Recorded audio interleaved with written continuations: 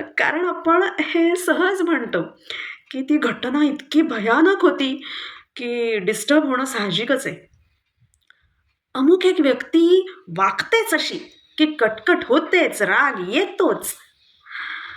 पण त्या भयानक परिस्थितीतही काही जण नाही होत डिस्टर्ब किंवा त्या अमुक एका व्यक्तीच्या वागण्याने नाही येत काही जणांना राग, नाही होत काही जणांना कटकट.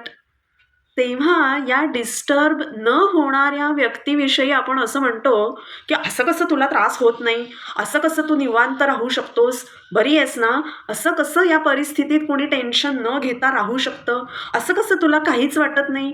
वगैरे, वगैरे, वगैरे. होतं का असं? अ, आज एखादी घटना अशी आठवा बरं, जेव्हा तुम्ही थोडे डिस्टर्ब झाला होतात आणि आज अ, थोडा त्रयस्थपणे विचार करा, की डिस्टर्ब न होता त्या परिस्थितीमध्ये राहता आलं असतं का?